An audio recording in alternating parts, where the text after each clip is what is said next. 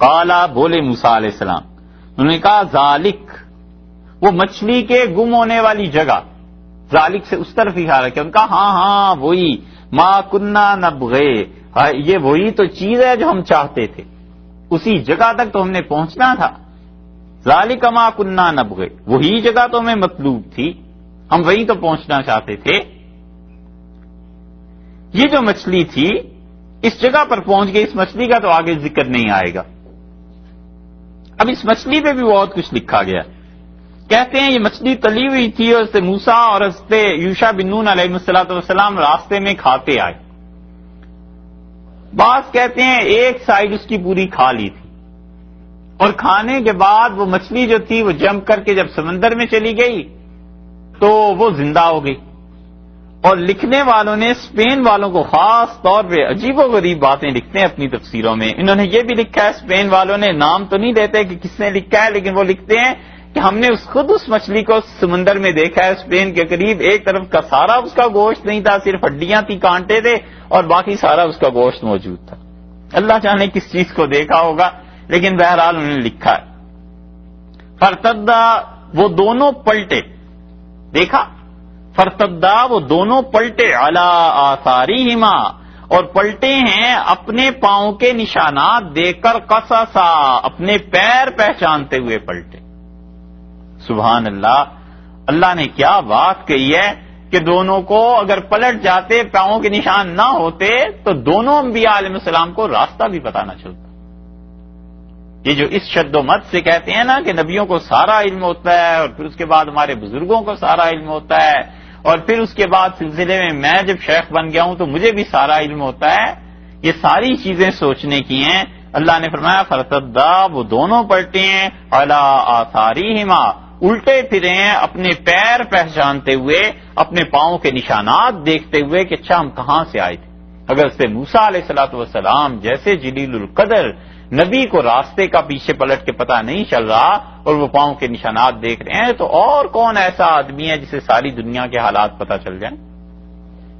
یہ ہے پہلی سیڑھی شرک کی، کہ یہ ثابت کرنا کہ اللہ کے علاوہ باقیوں کو بھی ہمارے حالات کا علم ہوتا ہے، اور پھر اس پہ دوسری گرہ لگاتے ہیں کہ وہ نفع اور نقصان بھی کر سکتے ہیں، اور تیسرا سٹیپ یہ کہ ان کی عبادت کر۔ دنیا کی جتنی اقوام اللہ کی توحید پہ گمراہ ہوئی ہیں، ان کا سارا قصہ بس دو ہی خدا کی صفات ہیں جن میں انہیں ٹھوکر لگی، ایک ہی صفت میں کہ اللہ کے علاوہ ہمارے حالات کوئی اور بھی جانتا ہے۔ جب اس بات کو مان گئے ذہنی طور پہ کہ اللہ کے علاوہ فلاں بت ہے، دیوی ہے، فلاں آدمی ہے، یہ ہمارے حالات کو جانتا ہے، پھر نیکسٹ سٹیپ انہیں یہ بس تسلیم کرانا تھا کہ نفع نقصان کر سکتا ہے، اور اس کے عوض میں پھر عبادت شروع ہو گئی۔ دو ہی چیزیں مانی۔ اسی لیے قرآن ایک ایک لفظ پہ شرک کی جڑ کاٹتا ہے۔ وہ کہتا ہے دونوں واپس پلٹیں۔ ارتداد کو ارتداد کیوں کہتے؟ اس لیے کہ ردت، پلٹنا، اپنے پرانے دین پر واپس ہو جانا۔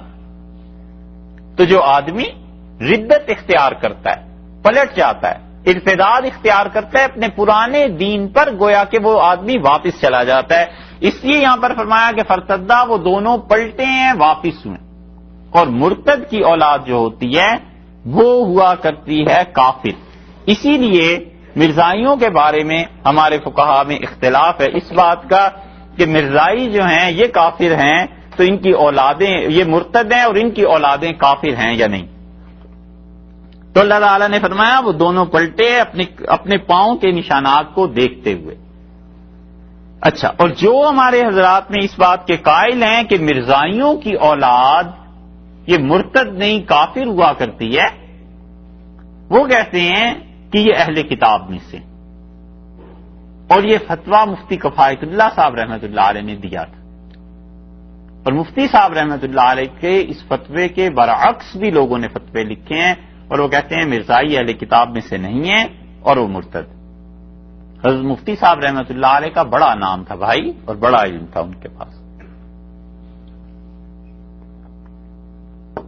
اتنا علم تھا کہ ان کے زمانے میں ان جیسا مفتی کوئی نہیں تھا۔ سچی بات یہ ہے، بڑے بڑے لوگ پڑھے لکھے بھی تھے، لیکن فتوے پہ مفتی کفایت اللہ صاحب رحمۃ اللہ علیہ بس کرتے تھے، بڑے ادب اور احترام سے۔ حضرت اگر حیات ہوتے تو عرض کرتے ان کی خدمت میں کہ حضرت ہر مرزائی ایمان کا اقرار کرتا ہے پھر مرتد ہوتا ہے.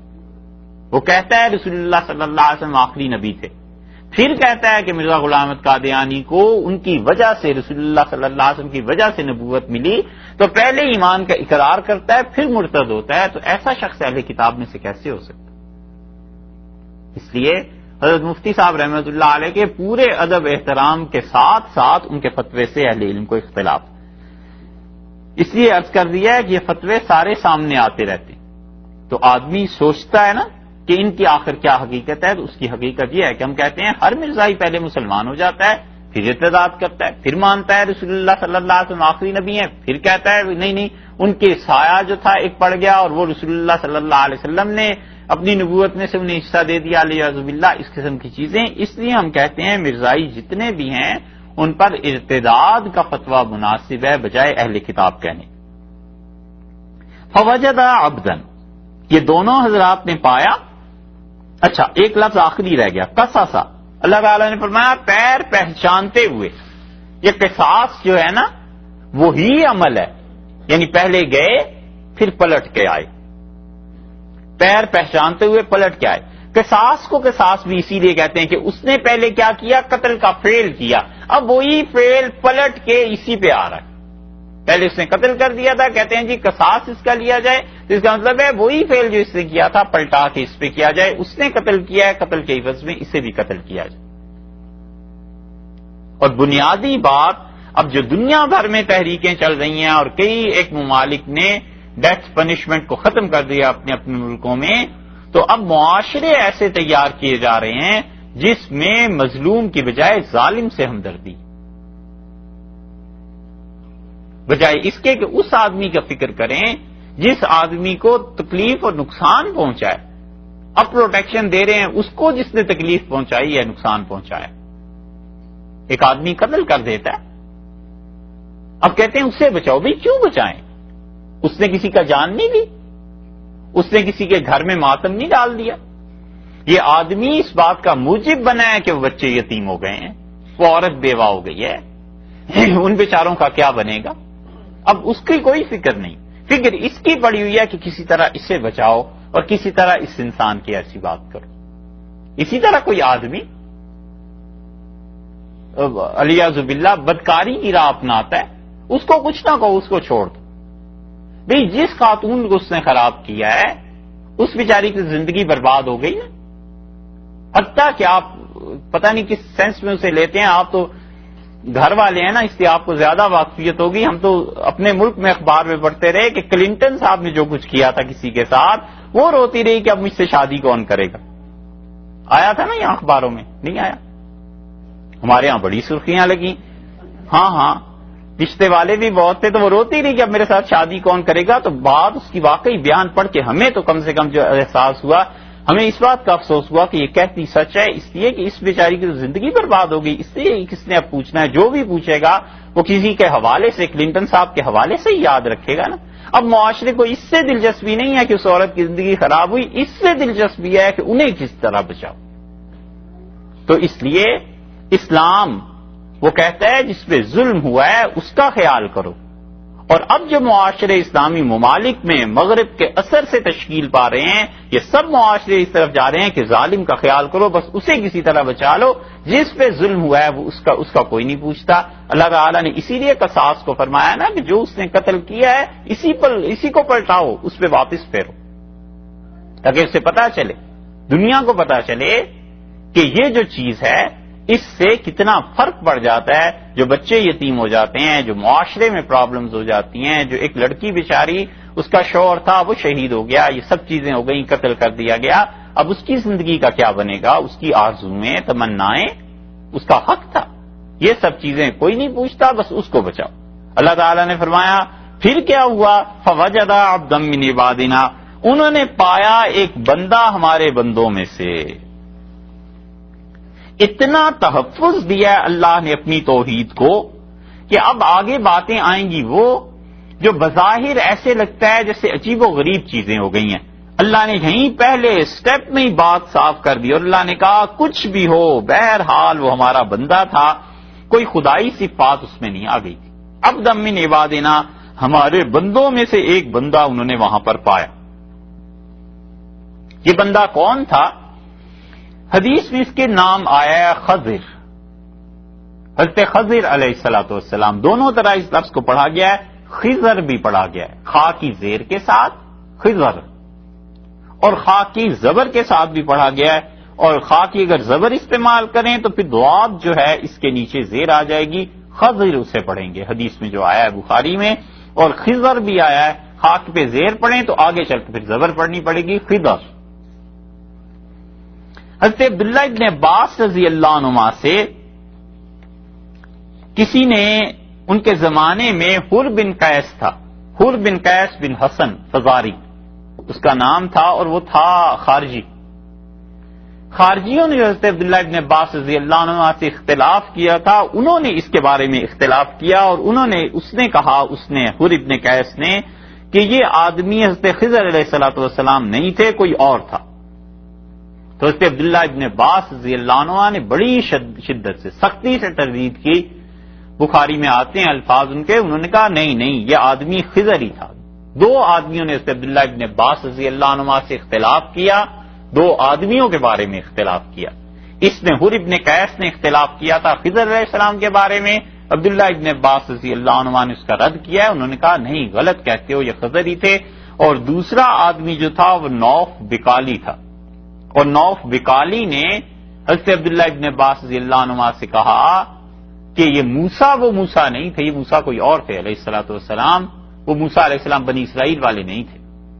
تو حضرت عبداللہ ابن عباس رضی اللہ عنہ نے، وہ بھی خارجی تھا نا، اسے خط لکھا ہے اور کہتے ہیں کذب عدو اللہ، خدا کے دشمن جھوٹ بکتا ہے، موسیٰ علیہ السلام ہی تھے. اور مجھ سے ابی ابن کعب نے یہ روایت بیان کی، اور انہوں نے رسول اللہ صلی اللہ علیہ وسلم سے سنا، اور رسول اللہ صلی اللہ علیہ وسلم نے بنی اسرائیل والے موسیٰ علیہ السلام کی کا تذکرہ کیا تھا. اس لیے یہ دونوں اختلافات آئے ہیں.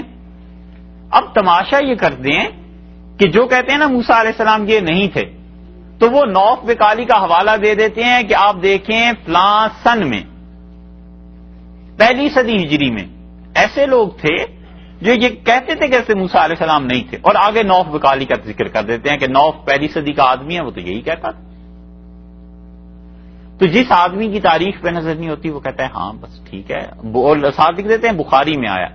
ارے بھائی بخاری میں آیا ہے یہ ٹھیک ہے، نوف بکالی بھی پہلی صدی کا تھا یہ بھی ٹھیک ہے، لیکن وہ تھا کون؟ وہ تو خارجی تھا، اور اس نے حضرت عبداللہ ابن عباس رضی اللہ عنہ کو جو خط لکھا تھا اور جو حضرت نے جواب دیا اس کا کوئی تذکرہ نہیں. یہ آج کل جو تفسیروں میں حضرت موسیٰ علیہ الصلوۃ والسلام کو نفی کرنے کی ہے، یہ اسی طرح کے حوالے ادھورے پیش کر دیا کرتے ہیں. اللہ تعالیٰ نے بتا دیا کہ ایک تو موسیٰ علیہ السلام تھے، وہاں خدا کے بندوں میں سے ایک بندہ انہیں مل گیا، آتیناہ رحمۃ من عندنا، اللہ نے فرمایا ہم نے اسے اپنی پاس سے رحمت دی تھی. معرکۃ الآراء مسئلہ یہ ہے کہ اللہ تعالیٰ نے اس بندے کی تعریف میں کیا کہا؟ ہم نے ایک رحمت دی تھی اسے، وعلمناہ، اور ہم نے اسے علم دیا تھا، من لدنا علما، اپنے پاس سے علم دیا تھا. رحمت سے کیا مراد ہے؟ ایک، اور علم سے کیا مراد ہے؟ دو. امت میں کئی ایک لوگ اس طرف گئے ہیں کہ وہ کہتے ہیں ان کو نبوت دی گئی تھی، یعنی حضرت خضر علیہ الصلوۃ والسلام نبی تھے، اور وہ کہتے ہیں اس قسم کی تعبیر جو ہے کہ ہم نے انہیں رحمت دی تھی، ہم نے انہیں علم دیا تھا، یہ عام طور پر قرآن استعمال کرتا ہے انبیاء علیہ الصلوۃ والسلام کے لیے کہ نبی کو جو نبوت دیتے ہیں اللہ تعالی، تو ان کے متعلق یہ کہتے ہیں کہ ہم نے انہیں کیا کیا تھا؟ اپنی طرف سے رحمت دی تھی، ان پر مہربانی کی تھی. 12ویں پارے میں سورہ ہود میں دو مقامات ایسے ہیں جس کو وہ لوگ اپنی دلیل میں پیش کرتے ہیں. 12ویں پارے میں سورہ ہود ہے، 11ویں سورت، اس کو آپ دیکھیے.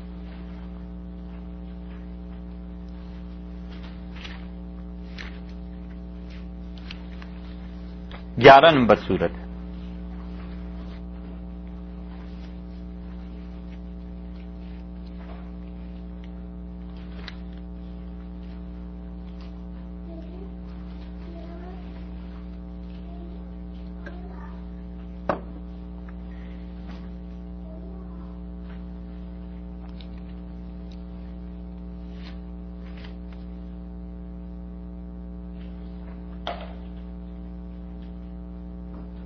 12واں پارہ اور 11ویں سورہ، سورہ ہود، اور اس کی آیت نمبر دیکھیے 63۔ حضرت صالح علیہ الصلوۃ والسلام کا تذکرہ ہے۔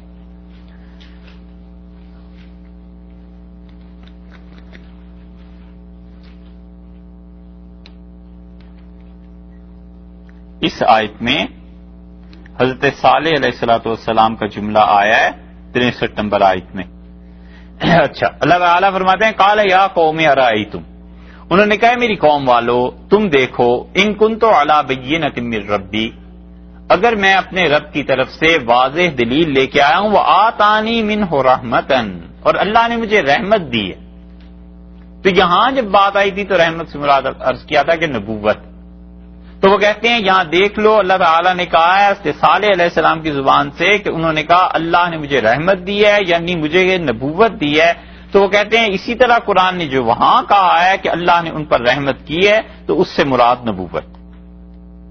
اور بھی ایسی آیات آئیں انبیاء علیہ الصلوۃ والسلام کے تذکرے میں کہ وہاں پر رحمت سے مراد نبوت مراد لی گئی ہے۔ یہ ایک دلیل دی ہے، 2-3 دلائل اور بھی۔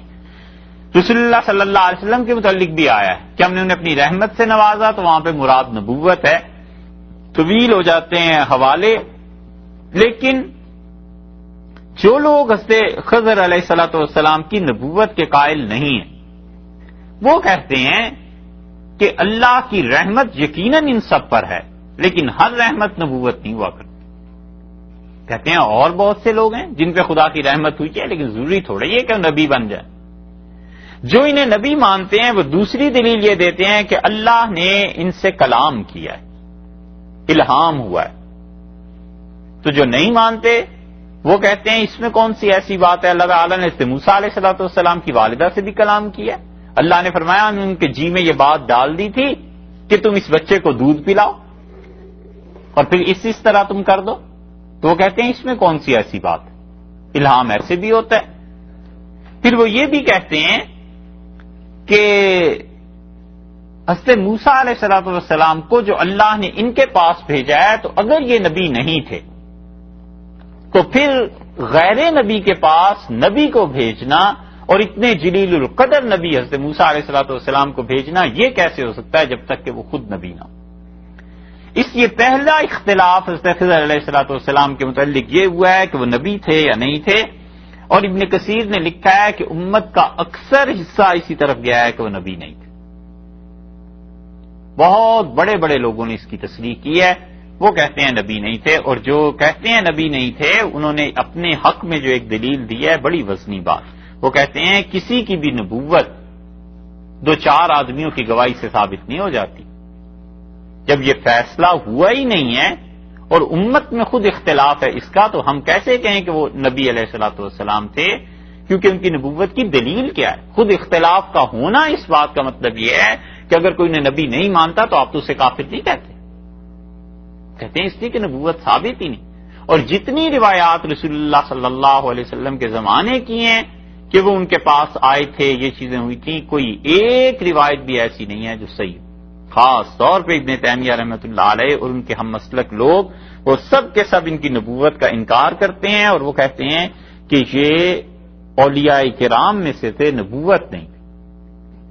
لیکن کچھ لوگ دوسری طرف بھی گئے ہیں، اور ان میں بہت سے پچھلے حضرات بھی تھے ہمارے زمانے میں بھی۔ مفتی محمد شفیع صاحب رحمۃ اللہ علیہ ابھی قریبی کے مفتی گزرے ہیں، وہ بھی ان کی قائل تھے کہ نبوت تھی ان میں، اور انہوں نے اپنے حق میں بھی دلائل لکھے ہیں، اور انہی کے خواجہ تاش، انہی کے پیر بھائی محمد ادریس صاحب کاندلوی رحمۃ اللہ علیہ نے اپنی تفسیر میں انہوں نے نبوت کا انکار کیا ہے۔ تو دونوں طرف دلائل ہیں، اس لیے اگر کوئی نبی مانتا ہے تو بھی، نہیں مانتا تو بھی، کوئی ایسا عقیدے کا مسئلہ نہیں ہے کہ کفر اسلام یا کوئی ایسی چیز پیش آئی۔ مگر امت کے اکثر حضرات اس طرف گئے ہیں کہ نبی نہیں تھے، ولی تھے، ایک بات۔ دوسری بات یہ ہے کہ حضرت خضر علیہ السلام کا انتقال ہوا ہے یا نہیں ہوا، کیا وہ ہمیشہ کے لیے زندہ ہیں؟ اس مسئلے پہ بھی اتنا کچھ لکھا گیا ہے کہ پوری رات چاہیے ان روایات کو نقل کرنے کے لیے، اور خلاصہ پھر اس ساری گفتگو کا یہ ہے کہ ابن تیمیہ اور امام بخاری اور یہ حضرات سارے رحمہم اللہ اس کے قائل ہیں کہ حضرت خضر علیہ السلام کا انتقال ہو گیا، اپنے وقت پہ کوئی خضر نہیں، اور رسول اللہ صلی اللہ علیہ وسلم کے پاس آنا اور یہ چیزیں جو ہیں کوئی بھی صحیح روایت سے ثابت نہیں۔ بہت زیادہ محدثین نے ایک روایت کا چرچا کیا ہے کہ رسول اللہ صلی اللہ علیہ وسلم کے انتقال کے وقت وہ آئے تھے اور جنازہ انہوں نے پڑھا تھا اور یہ چیزیں، لیکن شیخ الاسلام نے ابن تیمیہ رحمۃ اللہ نے جہاں پہ گرفت کی ہے ان چیزوں پہ جان چھڑانا مشکل ہے۔ وہ کہتے ہیں اگر خضر رسول اللہ صلی اللہ علیہ وسلم کے زمانے میں زندہ تھے تو انہوں نے سورہ آل عمران کی آیت سے استدلال کیا ہے۔ وہ کہتے ہیں اللہ نے کہا ہے کہ اللہ تعالیٰ نے فرمایا ہم نے سارے نبیوں کی روحوں کو علیہ الصلوۃ والسلام جمع کر کے یہ کہا تھا کہ ہمارا یہ نبی محمد صلی اللہ علیہ وسلم اگر تمہاری زندگی میں آ گیا تو مِنُ بِهِ وَلَتَنْصُرُنَّ، تم ان پہ ایمان بھی لاؤ گے، ان کی مدد بھی کرو گے۔ تو وہ کہتے ہیں سارے انبیاء علیہ السلام نے کہا کہ اللہ اگر ہماری زندگی میں یہ آ گئے تو بالکل ہم ان پہ ایمان بھی لائیں گے، مدد بھی کریں گے۔ وہ کہتے ہیں خضر علیہ السلام اگر زندہ تھے تو کہاں گئے ہوئے تھے، کیوں نہیں رسول اللہ صلی اللہ علیہ وسلم کی خدمت میں حاضر ہوئے؟ کہتے ہیں کیوں نہیں ان پہ ایمان لائے، کیوں آخر ایسے نہیں ہوا کہ وہ غزوات میں رسول اللہ صلی اللہ علیہ وسلم کے ساتھ آتے؟ اس لیے وہ شدت سے انکار کرتے ہیں، اور امام بخاری رحمۃ اللہ علیہ کس بنیاد پہ انکار کرتے ہیں؟ وہ کہتے ہیں حدیث میں آیا ہے اور یہ مسلم کی روایت بھی ہے کہ رسول اللہ صلی اللہ علیہ وسلم ایک دن صبح اٹھے اور آپ نے فرمایا آج رات ایک فیصلہ اللہ نے فرمایا میں تمہیں بتاؤں عجیب، اور اللہ تعالیٰ نے یہ بتایا ہے کہ آج کے دن اس زمین پر جو بھی زندہ ہیں 100 سال کے بعد ان میں ایک آدمی بھی زندہ نہیں رہے گا۔ تو امام بخاری رحمۃ اللہ علیہ کہتے ہیں خضر اس وقت کہاں تھے، اسی زمین پہ کہیں ہوں گے نا، تو 100 سال بعد انتقال ہو گیا۔ جو بات اب بحث تو اسی طرح پھر چلتی ہے، جو کہتے ہیں خضر علیہ السلام زندہ ہیں وہ کہتے ہیں حضرت اس وقت جتنی آپ کے پاس کیا دلیل ہے کہ وہ اس زمین پہ ہی تھے، ممکن ہے وہ سمندر میں ہو۔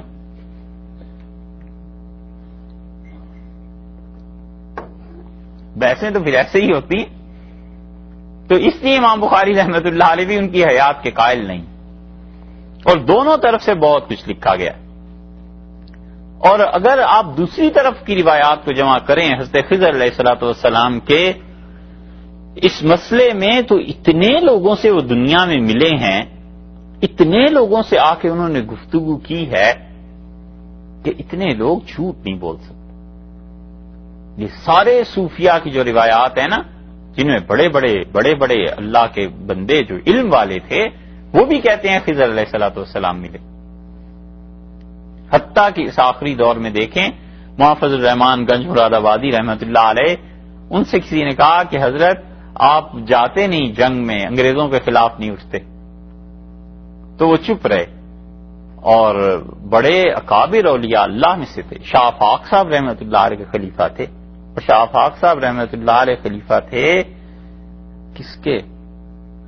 شاہ آفاق صاحب رحمۃ اللہ علیہ خلیفہ تھے نور محمد صاحب بدایونی رحمۃ اللہ علیہ، اور وہ خلیفہ تھے خواجہ معصوم صاحب کے، اور وہ حضرت مجدد رحمۃ اللہ علیہ کے بڑے اکابر اولیاء کرام میں ان کا ذکر ہے۔ ان سے کسی نے پوچھا حضرت آپ کیوں نہیں جاتے جہاد میں، پورے ہندوستان میں لوگ انگریزوں کے خلاف لڑ رہے ہیں؟ انہوں نے کہا میاں ہم بھی ایک دن نکلے تھے مسجد سے، تو ایک انگریزوں کی پلٹن جا رہی تھی اور ایک طرف ہمارے گاؤں والے تھے اور یہ ان کو تباہ کرنا چاہتے تھے، تو ہم نے خضر علیہ السلام کو دیکھا وہ تو انگریزوں کی فوج میں چل رہے تھے، تو ہم نے کہا لو اب انہوں نے غالب بھی آنا ہے، اب ان سے کیا لڑنا ہے۔ تو پچھلے زمانے کے صوفیاء اور اگلے زمانے کے، انہیں کئی جگہ پر خضر علیہ السلام نظر آتے ہیں، آ کے ملتے ہیں، بتاتے ہیں کہ یہ چیزیں ہیں، اور سچی بات یہ ہے کہ اتنے لوگوں کو جھوٹ پہ نہیں کہا جا سکتا کہ انہوں نے نہیں دیکھا۔ اس مسئلے میں اب تک جتنا بھی سامنے آیا ہے نا، سب سے اچھی بات جس شخص کی لگی وہ آپ کو بتائیں، حضرت مجدد الفسانی رحمۃ اللہ علیہ۔ وہ کہتے ہیں کہ اندھا چوہا جو ہوتا ہے وہ چکی کے آس پاس ہی رہتا ہے، تو ہم اپنے ہندوستان کے بزرگوں سے ادھر ادھر جاتے نہیں زیادہ، اس کی وجہ یہ ہے کہ علم جو تھا نا حقیقت میں نہیں لوگوں کے پاس۔ حضرت مجدد رحمۃ اللہ علیہ نے بڑے کمال کی بات لکھی ہے، وہ کہتے ہیں میں ایک عرصے تک اس مسئلے میں پھنسا رہا کہ خضر علیہ السلام زندہ ہیں یا نہیں زندہ، کیونکہ دونوں طرف کے دلائل میرے سامنے تھے، اور میں نے اللہ سبحانہ و تعالی سے دعا کی کہ اللہ کسی دن یہ مسئلہ میرے لیے حل فرما دے۔ تو میری ملاقات حضرت خضر علیہ السلام سے ہوگی. تو میں نے انہیں دیکھا اور ان سے پوچھا. انہوں نے کہا بھئی ہماری موت تو جس وقت آنی تھی آ گئی تھی. تو میں نے کہا یہ سارے صوفیہ کہتے ہیں یہ کیا چیز ہے؟ انہوں نے کہا اللہ اپنی اس کائنات کو چلانے کے لیے فرشتوں کو بھیجتا ہے اور فرشتے مدد کرتے ہیں، اور ایک فرشتہ ایسا پورا مستقل ہے، اس کا نام ہی خضر ہے، اور وہ مختلف جگہوں پہ جاتا ہے، لوگوں کی مدد کرتا ہے، لوگوں سے باتیں کرتا ہے، لوگوں سے ملاقات کرتا ہے. کوئی اس کا نام پوچھتا ہے تو وہ کہتا ہے میں خضر ہوں. تو وہ تو سچ بولتا ہے. تو اس لیے لوگ میرے متعلق سمجھتے ہیں کہ میں ہوں، حالانکہ وہ تو حقیقت میں کوئی فرشتہ ہوتا. تو حضرت مجدد رحمۃ اللہ نے یہ کشف جو اپنا لکھا ہے، اور حضرت الیاس علیہ الصلوۃ والسلام کے بارے میں بھی بس پھر اس کا حل یہی ہے جو حضرت نے لکھا ہے، اور اسے قاضی ثناء اللہ صاحب پانی پتی رحمۃ اللہ علیہ نے نقل کیا ہے. مکتوبات انشاءاللہ کسی وقت لائیں گے، ایک اور بحث ہے اس میں بھی حضرت کے مکتوبات کا حوالہ دینا ہے، لائیں گے تو انشاءاللہ آپ کو حضرت کا اصل خط بتلا دیں گے کہ حضرت نے کیا لکھا ہے. بس اس کا حل پھر یہی کہ ایک طرف بھی لوگ ہیں اور دوسری طرف بھی لوگ ہیں. اللہ نے فرمایا فوجد عبدا من عبادنا، انہوں نے ہمارے ایک بندے کو پایا، آتیناہ رحمتا من عندنا، جس پہ ہم نے اپنی طرف سے رحمت کی تھی، وعلمناہ من لدنا علما، اور ہم نے اسے اپنے پاس سے علم دیا تھا. یہ ہے کمال کی چیز جو اللہ نے فرمائی. علم ہے 3 قسم کا. ایک علم وہ ہے جس میں ظاہری اسباب اور ہوش و حواس کو دخل ہوتا ہے. یہ بات سنا رہے ہیں، یہ آگے چل کے کام آئے گی کہ ایک علم وہ ہوتا ہے جس میں انسان کے ظاہری اسباب اور ظاہری حواس کو علم ہوتا ہے. مثلا دیکھتا ہے تو پتا چلتا ہے اندھیرا ہے یا روشنی ہے، سنتا ہے تو پتا چلتا ہے، چھونے سے پتا چلتا ہے، وغیرہ وغیرہ. اور یہ جو علم دل میں داخل ہوتا ہے نا تعلیم سے، پڑھنے سے، حواس کے ذریعے، اس علم کو لکھتے ہیں کہ یہ علم ہے اکتسابی، اپنے کسب سے حاصل کیا ہے. اور اس علم کو کبھی کبھی لکھتے ہیں کتابوں میں کہ یہ علم حصولی ہے، یعنی اس علم کو حاصل کیا گیا. اور دوسرا علم وہ ہوتا ہے جس کا اللہ تعالی نے یہاں ذکر فرمایا کہ علمناہ من لدنا علما، ہم نے اسے اپنے پاس سے علم دیا تھا، یعنی وہ علم جس میں ظاہری اسباب، یہ 5 سینسز، کسی کا شاگرد ہونا، کسی سے پوچھنا پرکھنا، کتابوں کا پڑھنا، ان میں کسی چیز کا دخل نہیں ہوتا، بلکہ براہ راست اللہ کی طرف سے اس آدمی کے دل پہ نازل کیا جاتا ہے. اور جو فرشتوں کا عالم ہے، عالم ملاکوت ہے، اس کا کوئی دروازہ اللہ اس کے دل پر کھول دیتے ہیں. اور یہ جو علم ہے یہ کہلاتا ہے، کبھی کبھی کہتے ہیں علم لدنی، یعنی اللہ کی طرف سے علم دیا گیا. اسے کہتے ہیں وہبی علم. کبھی کبھی اسی کو کہتے ہیں کہ جو علم حضوری ہے، اللہ کی طرف سے دیا گیا. دو قسم کے علم ہو گئے. ایک علم لدنی ہوا یعنی اللہ کی طرف سے، اور ایک علم وہ ہے جو ظاہر میں اکتسابی ہوتا ہے، جسے حاصل کیا جاتا ہے. اس علم لدنی کی تشریح آپ کے ذہن میں رہے تو آگے بات بہت آسان ہو جائے گی. یہ جو علم ہے نا دوسری قسم کا، اس کی بھی 2 قسمیں. ان میں ایک قسم یہ ہے کہ اللہ تعالیٰ اپنے کسی بندے کو علم دے دیتے ہیں بغیر ظاہری حواس کے، اسے پتہ چلنا شروع ہو جاتا ہے کہ فلاں کب مرے گا، فلاں کے ہاں لڑکا ہوگا یا لڑکی پیدا ہوگی، اس کے پاس مال آ رہا ہے، اس آدمی کو بادشاہت مل جائے گی، یہ پاکستان ہندوستان کے مذاکرات ناکام ہو جائیں گے، یہ مشرقی پاکستان الگ ہو جائے گا، یہ حیدرآباد پہ مصیبت آ رہی. یہ ساری چیزیں جو اللہ کی جانب سے کبھی کبھی معلوم ہوتی ہیں نا، یہ علم ہے تکوینیات کا. اور تکوینیات کا جو علم ہے، اس علم میں کافر اور مسلمان سب برابر ہیں. اور ہمیشہ یاد رکھنا، ہمیشہ کے لیے کہ ہر وہ چیز جس میں کافر اور مسلمان سب برابر ہوں، اللہ کا قرب اس علم سے حاصل نہیں ہوتا. کیونکہ اللہ کا قرب، اللہ کی رضا، اللہ کی خوشی، آخرت کا بننا، اگر اس علم کی وجہ سے کچھ حاصل ہونے لگے تو پھر کافر بھی بخشے جائیں اور ہندو جوگی جو بتاتا ہے کسی کو دیکھ کر کہ تمہارے ساتھ یہ ہونے والا ہے اور وہ ہو بھی جاتا ہے تو اسے بھی خدا کا قرب حاصل ہوا کرے. یہ ہے تکوینیات کا علم. اور یہ تکوینیات کا علم اس کے بہت ذرائع ہیں. اللہ تعالیٰ کسی مصلحت سے خود ہی بتا دیتا ہے. جنات آ کے کبھی کبھی بتا دیتے ہیں. کبھی کبھی آدمی خواب دیکھ لیتا ہے اور خواب میں وہ جو چیز دیکھتا ہے وہ عالم ظاہر میں پوری ہو جاتی. اس لیے بڑے بڑے کافروں کی آپ سوانح پڑھیں نا تو بعض لوگوں کو خواب پہ ہوتا ہے تعلق ایسا کہ وہ کہتے ہیں ہم نے اپنی خواب میں یہ چیز دیکھ لی تھی کہ یہ چیز پیش آئی. ایسے ہو جائے گا. یہ ہندوستان کی جو تقسیم ہے اس تقسیم پہ ہندوؤں کا لٹریچر آپ پڑھیں تو انہوں نے لکھا ہے کہ ہم نے خواب میں دیکھا کہ اس طرح ہو گیا. یہ چیزیں ایسے ہی ہیں. یہ علم کی وہ قسم ہے جس کا تعلق تکوینیات سے ہے, اللہ کے فیصلوں سے ہے. صرف فرق اتنا پڑتا ہے آخر پہ پہنچ کے کہ کسی آدمی کی زندگی شریعت کے مطابق ہو, سنت کا اتباع ہو, شریعت کا پابند ہو اور وہ مستقبل کی کوئی بات پیشن گوئی کے طور پہ کہہ دے دیکھ لے تو اس کا مطلب ہے کہ اللہ کا اس سے کوئی خاص زیادہ قرب حاصل ہو گیا ہے. شریعت کے بعد اللہ نے اس پہ یہ بھی مہربانی کر دی ہے کسی چیزوں کا پتہ چل جاتا ہے. اور اگر بنیادی طور پہ وہ شریعت کا پابند نہیں ہے تو اس کا مطلب یہ ہے کہ اللہ نے اسے اس کی گمراہی میں اور ڈھیل دے دی ہے اور خوش ہو رہا ہے کہ لوگوں کو پیشن گوئیاں کر کر کے بتا رہا ہے. یہ ہے استدراج.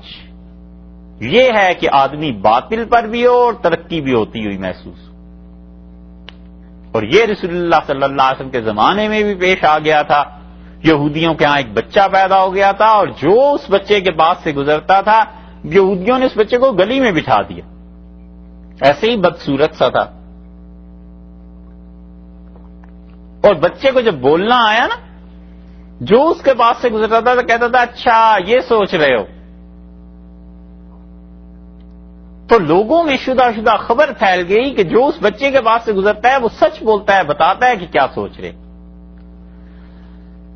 تو رسول اللہ صلی اللہ علیہ وسلم تک اطلاع پہنچی اور اس عمر رضی اللہ عنہ نے کہا اللہ کے رسول وہ ایسے لوگوں کو گمراہ کرنا شروع ہو گیا ہے, آپ چلیں. تو حضرت صلی اللہ علیہ وسلم اس بچے کے پاس پہنچے اور آپ نے فرمایا, اس نے کہا کہ تم کون ہو؟ آپ نے فرمایا میں اللہ کا نبی ہوں. تم کون ہو؟ اس نے کہا میں بھی خدا کا نبی ہوں. آپ نے فرمایا تمہیں کیا دکھائی دیتا ہے؟ اس کا تم سوچو میں تمہیں بتاتا ہوں. تو رسول اللہ صلی اللہ علیہ وسلم نے سورہ دخان کو سوچا تو اس نے کہا دخ دخ اور پھر چپ ہو گیا. تو رسول اللہ صلی اللہ علیہ وسلم پلٹ گئے اور آپ نے فرمایا یہ دخان تک پہنچ جاتا مگر میری نبوت کا روب اس پر پڑ گیا. حضرت عمر رضی اللہ عنہ کا اللہ کے رسول اجازت دیں اس کا تو سر اڑا دینا چاہیے, یہ تو لوگوں کے عقیدے خراب کر دے گا اور یہ دجال تو نہیں. تو آپ نے فرمایا عمر اگر یہ دجال ہے تو پھر تو تم قتل کر نہیں سکو گے, اسے تو عیسیٰ علیہ السلام قتل کریں گے, اور اگر دجال نہیں ہے تو چھوڑ دو خدا اسے خود ہی ختم کر دے گا. اور یہ رہا ہے زندہ بہت عرصے تک حتیٰ کہ حضرت ابو سعید رضی اللہ عنہ سے ملاقات ہوئی ہے. ہررا کا واقعہ جس زمانے میں پیش آیا ہے, یزید نے اپنی فوجیں مدینہ منورہ بھیج دی تھی, ہررا کا واقعہ پیش آیا. حضرت ابو سعید رضی اللہ عنہ کہتے ہیں یہ مجھ سے ملنے آیا بڑا معصوم, بوڑھا ہو گیا تھا, بڈھے کی عمر کافی ہو گئی, اور فرمایا تھے میرے ساتھ باتیں کرنے لگا. تو میں نے کہا لوگ اسے ایسے ہی برا کہتے ہیں یہ تو بہت اچھا ہے, اور باتوں میں اس نے کہا میں تمہیں بتاؤں پھر اگلے مہینے میں کیا ہونے والا ہے. کچھ عرصے بعد کیا, میں نے کہا اٹھ یہاں سے شیطان, کیسی باتیں کرنی شروع کرتے. یہ جو تکوینیات کا علم ہے نا اس پہ پہنچ کے لوگ دھوکہ کھا جاتے ہیں. یاد رکھیے تکوینیات کے علم میں اگر اللہ کے ساتھ تعلق سب سے پہلے سے یہ عقیدہ اور اتباع سنت ہے تو یہ اللہ کی طرف سے مہربانی ہے, پتہ چل جاتا ہے, اس کا ہم انکار نہیں کرتے. بہت سے اولیاء اللہ کے پاس جاؤ وہ بتا دیتے ہیں کہ تمہارے ساتھ یہ ہونے والا ہے, یہ ہونے والا ہے. یہ کبھی ایسی بات ہوتی ہے. یہ کس وجہ سے ہے؟ یہ اس وجہ سے کہ اللہ کی طرف سے بھی علم دیا جاتا ہے. اور جو غیر مسلم بتاتے ہیں وہ بتاتے ہیں نفس کی صفائی سے, اور نفس کی صفائی میں اور دل کی صفائی میں فرق. حضرت مجدد رحمت اللہ علیہ کا جو تجدید کا کارنامہ ہے اور جو اصل میں تجدید انہوں نے اسلام کی ہے ہندوستان میں, اقبال ایسے ہی نہیں کہتے تھے، اقبال کہتے تھے کہ اگر یہ تین آدمی نہ ہوتے، شاہ ولی اللہ اور حضرت مجدد اور اورنگزیب عالمگیر رحمۃ اللہ علیہ، تو ہندوستان میں خدا کا دین مٹ جاتا۔ حضرت مجدد رحمۃ اللہ علیہ کا اصل کارنامہ جو تجدید کا ہے، اس میں سے اس کا ایک پارٹ، ایک حصہ یہ ہے کہ انہوں نے دل کی صفائی اور نفس کی صفائی پہ بار بار زور دیا ہے۔ وہ کہتے ہیں یہ جتنا کچھ تم دیکھتے ہو ہندوؤں میں اور ان چیزوں میں، جوگی جو کچھ کہتے ہیں اور براہمن اور جوتشی، یہ سب نفس کی صفائی سے حاصل ہے، دل کی صفائی سے نہیں۔ اور پھر کہتے ہیں جنت میں داخلہ اور نجات نفس کی صفائی پہ نہیں ہے، دل کی صفائی پہ۔ آئے گی کہیں بات آگے انشاءاللہ، اسی ٹرپ میں جو چیزیں آئیں گی اس میں سے ایک یہ بھی ہے، تشریح کریں گے۔ تو دوسرا علم تکوینیات کا، ایک پہلا ہو گیا تشریعات کا، شریعت کا، دوسرا علم اور دوسرے علم کی پہلی شاخ یہ، دوسرے اس علم کی دوسری شاخ بھی ہے۔ پہلی شاخ تو یہ ہے نا کہ پتہ چل گیا اس نے یہ کرنا ہے، یہ بچہ بڑا ہو کے یہ ہو جائے گا، اس کا ایکسیڈنٹ ہونے والا ہے، اس کے ہاں یہ ہو جائے گا، اس کو پیسے مل جائیں گے، اور اس بنیاد پر بعض اوقات کام بھی ہو جاتا ہے۔ یہ اسی پہلی بات کو ہم بڑھا رہے ہیں۔ مجذوب ہوتے ہیں نا، وہ کہتا ہے کہ اس کو مار دو، وہ مجذوب آدمی ہوتا ہے کسی کو تھپڑ مار دیتا ہے، وہ مجذوب آدمی ہوتا ہے کسی سے خوش ہو جاتا ہے۔ یہ جو تکوینیات سے حکم اس پہ نازل ہوتا ہے وہ اس کا پابند ہوتا ہے، شریعت کا پابند نہیں ہوتا، سمجھے؟ اس لیے جو مجذوب اصل میں مجذوب ہوتے ہیں، آج کل تو مجذوب پاگلوں کو کہتے ہیں لوگ، آج کل تو لوگوں کو تمیز نہیں ہے، اس مجذوب کے ہونے کی کیا دلیل ہے ہمیں آج تک نہیں ملی ہوئی۔ ہمیں تو پتہ نہیں کہ مجذوب جو ہے اس کی دلیل کیا ہے، بس اتنا پتہ ہے کہ کبھی کبھی سلوک میں کبھی کبھی کوئی ایسا مقام آتا ہے کہ اللہ کی تجلیات میں سے ایسی شدید تجلی اس پہ پڑتی ہے کہ وہ آدمی ان انسانوں کے حکم سے نکل کے فرشتوں کے حکم میں آ جاتا ہے۔ بس اس پہ پھر شریعت کی ظاہری پابندیاں نہیں رہتی، اس پہ اصل میں پابندی وہ ہوتی ہے جو اللہ نے اسے بتایا ہے، وہ اس کی پابندی کرتا ہے۔ اس کو تھپڑ مار دیا، اس کا کھانا پلٹ دیا، اس کو گالیاں دے دی، اس کو کوئی خوشخبری سنا دی، تو اللہ تعالیٰ کے یہاں پولیس میں وہ شامل ہو جاتا ہے۔ ہاں پولیس ہی ہوئی اللہ تعالیٰ کی، لیکن اس کی پہچان کوئی نہیں۔ یہ مجذوب لوگ ایسے ہی ہوتے ہیں، اور اللہ کی تجلی پڑتی ہے کوئی شدید، خاص طور پہ اسی لیے جو مراقبہ ذات ہے صوفیہ کے ہاں، اس پر بڑی ہی توجہ سے مشائخ کہتے ہیں اپنے حالات کسی کو نہ بتانا، اور جو چیز پیش آتی ہے وہ فوراً بتاؤ، کیونکہ اس مقام پہ سنبھلنا مشکل ہو جاتا ہے۔ یہ ساری شریعت ہی کی باتیں ہیں، اس سے نکلی ہوئی چیز نہیں۔ شاہ ولی اللہ صاحب رحمۃ اللہ نے ایک جگہ لکھا ہے کہ دلی کی جب تباہی ہوتی تھی تو مجذوب جمع ہو جایا کرتے تھے۔ کئی جگہ لکھا ہے شاہ صاحب رحمۃ اللہ علیہ نے کہ دہلی کی تباہی سے پہلے میں نے بارہا دیکھا کہ مجذوب جمع ہو جاتے تھے، اور شاہ عبدالعزیز صاحب رحمۃ اللہ علیہ کے زمانے میں 22 خانقاہیں تھیں دہلی میں۔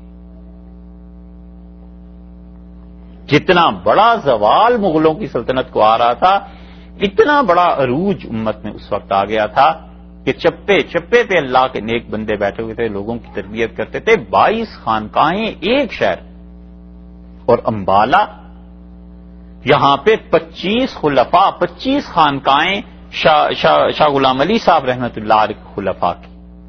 اور ایک اور جگہ تھی امبالہ سے ملتا جلتا نام ہے،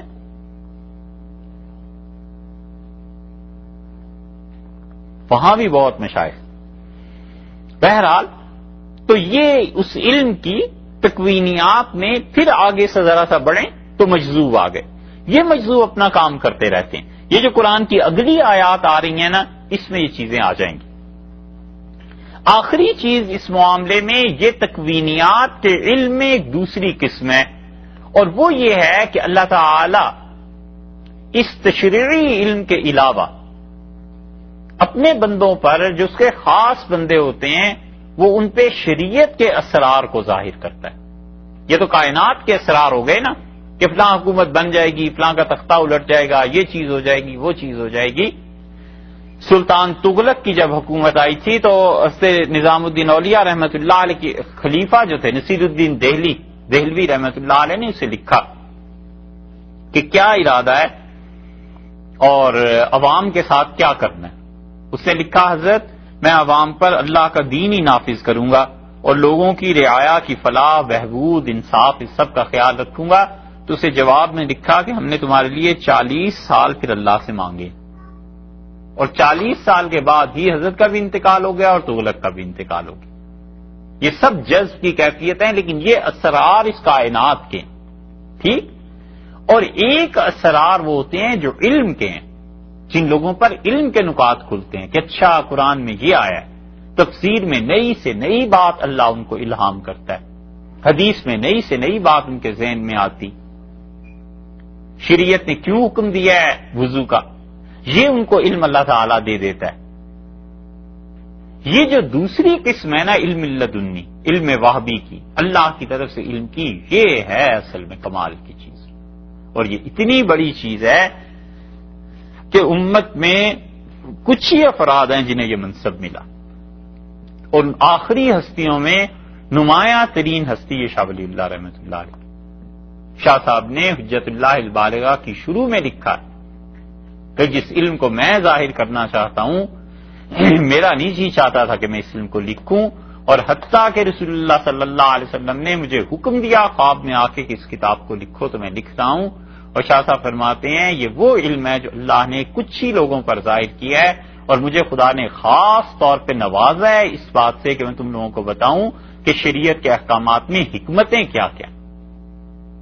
ایسے ہی تو نہیں شبلی کہتا کہ راضی اور ابن رشد کے بعد ہم مایوس ہو گئے تھے لوگ کہ اب اللہ کسی پہ یہ بھی علم کھولے گا، اور پھر شاہ ولی اللہ رحمۃ اللہ علیہ کی صورت میں اللہ کو اپنی نیرنگیوں کا تماشا دکھانا مطلوب تھا کہ دلی میں ایک ایسا آدمی پیدا کر دیا جس پہ خدا نے شریعت کے اسرار و رموز کھولے.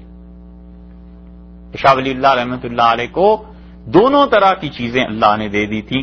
کبھی کبھی وہ کائنات کی بات بھی کرتے تھے، اسی لیے تو وہ ایک جگہ لکھتے ہیں کہ اللہ نے مجھے یہ بتایا کہ ہم اس قرآن کی تفسیر کے علم کو تمہاری نسلوں میں رکھ رہے ہیں، اور اللہ تعالیٰ نے بتایا مجھے کہ تمہاری اولاد جو ہے اس کو پھیلائے گی، اور پھر تمہاری دوسری پشت میں ایسا تمہارا ایک بیٹا پیدا ہوگا جو حرمین شریفین میں جا کر اس علم کو پھیلائے گا، اور پھر تیسری پشت میں ایسے لوگ پیدا ہوں گے جو قرآن کو سنبھال لیں گے، اور چوتھی پشت میں تمہاری ایسے لوگ آ جائیں گے جو پوری دنیا میں قرآن کو پھیلانے کا سبب بن جائیں گے.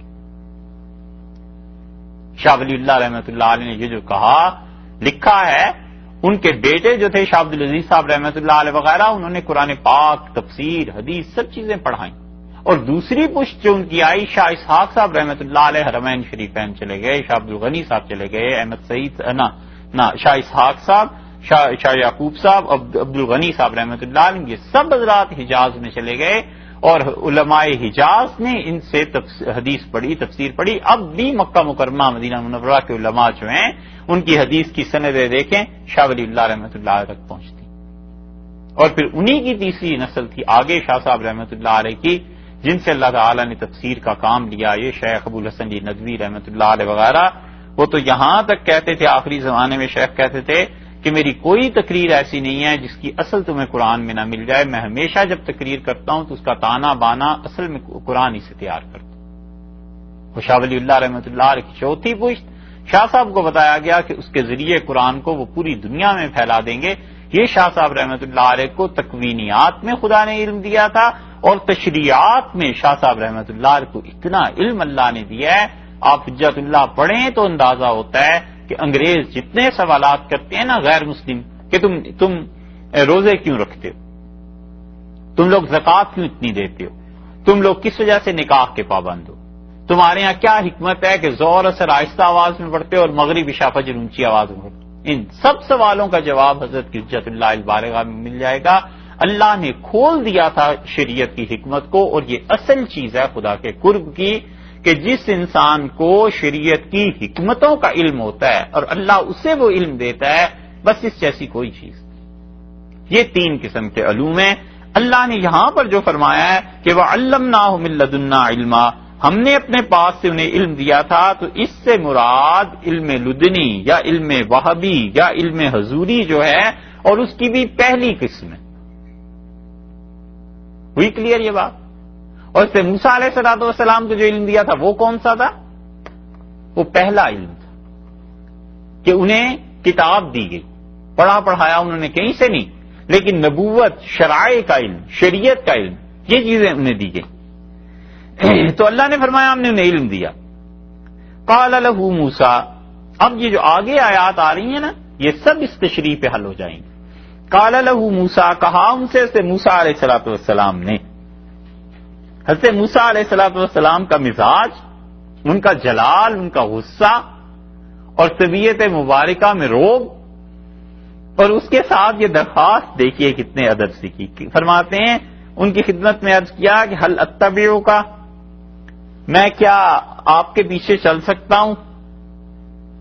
آپ یہ فرما دیجئے کہ حل اتبعک، میں آپ کے پیچھے چلوں، آپ کے ساتھ رہ سکتا ہوں، علی، اس بات پر کہ ان تعلمنی، آپ ہمیں تعلیم دے دیں، مما علمت رشدا، جو سکھائی گئی ہے آپ کو، رشدا، بھلی راہ، جو بھلی راہ سکھائی گئی ہے آپ کو، آپ وہ دے دیں۔ رشد، ہدایت، راشد، جو ہدایت یافتہ ہوتا ہے، یہ سارے الفاظ اسی سے بنے ہیں نا۔ حضرت عمر رضی اللہ عنہ کے زمانے میں ایک تھا، اور اس نے امیر المومنین رضی اللہ عنہ کو تنگ کیا کسی معاملے میں، شریعت کی خلاف ورزی کی، اور حضرت عمر رضی اللہ عنہ کو بڑا شدید غصہ تھا۔ اس سے کسی نے پوچھا کہ اس سے فرمایا نام کیا اس کا؟ وہ کہا راشد، تو انہوں نے فرمایا فاسق، یعنی اس کے ہم وزن لفظ کو اس کے لیے استعمال کیا، مما علمت رشدا، جو اللہ نے آپ کو رشد دی ہے، ہدایت دی ہے۔ اس رشد سے مراد وہ علم ہے جو پیچھے گزرا، کہ اللہ نے حضرت جو آپ کو علم دیا ہے، کیا میں آپ کے ساتھ رہ سکتا ہوں؟ یہ ہے ادب اور یہ ہے تواضع، کہ اتنے جلیل القدر نبی ہیں کہ رسول اللہ صلی اللہ علیہ وسلم نے فرمایا قیامت کے دن جب میں اٹھوں گا اپنی قبر سے تو میں دیکھوں گا، اس کے بعد فرمایا جب میں اپنی قبر سے اٹھوں گا تو میں دیکھوں گا موسیٰ علیہ السلام اللہ کے عرش کا پایا پکڑ کر کھڑے، اور بخاری میں آتا ہے آپ نے فرمایا مجھے نہیں معلوم کہ وہ بے ہوشی نہیں ہوئے تھے یا یہ کہ جو طور میں بے ہوش ہو گئے تھے، اللہ نے آج کے دن ان کی ایکسپشن کر دی، انہیں مستثنا کر دی۔ اتنے بڑے نبی ہیں موسیٰ علیہ السلام کہ 9ویں پارے میں ان کا ایک فقرہ گزرا ہے نا، ان ہی الا فتنتک، انہوں نے کہا اللہ یہ تیری آزمائشیں ہیں۔ اتنا بڑا جملہ تعالی شانو سے کون کہہ سکتا ہے؟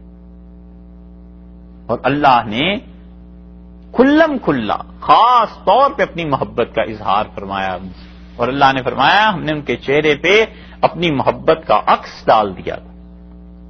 اور اس ساری چیز کے باوجود دیکھیے حاضر ہوئے علم سیکھنے، اس سے پتا چلتا ہے کہ علم سیکھنے کے لیے کتنے تواضع کی ضرورت ہے، علم سیکھنے کے لیے کتنے ادب اور احترام کی ضرورت ہے۔ انہوں نے کہا ان تعلمنی مما علمت رشدا، آپ مجھے اس چیز کی تعلیم دے دیجئے جو اللہ نے آپ کے لیے خیر نازل فرمائی ہے، جو کچھ اللہ تعالی نے آپ کو سکھایا ہے آپ مجھے سکھا دیں گے؟ قالا، بولے، خضر رحمت اللہ علیہ یا علیہ الصلوۃ والسلام، دونوں طرف آ رہا ہیں، ولی تھے یا نبی تھے۔ بہرحال انہوں نے کہا انکا، بلا شبہ حضرت آپ، یہ ہے نبوت کی قدر شناسی۔ سمجھ تو وہ بھی گئے، اسی لیے حدیث میں بخاری شریف میں آیا موسیٰ علیہ السلام جب پہنچے ہیں تو مچھلی والی جگہ تو مل گئی نا انہیں، تو انہوں نے جا کر دیکھا ایک آدمی لیٹا ہوا ہے، اور اس نے اپنی چادر، اپنے کمبل یا جو چیز اوڑی ہوئی تھی اس کا ایک پلو پاؤں کے نیچے دیا ہوا ہے اور دوسرا سر کے نیچے۔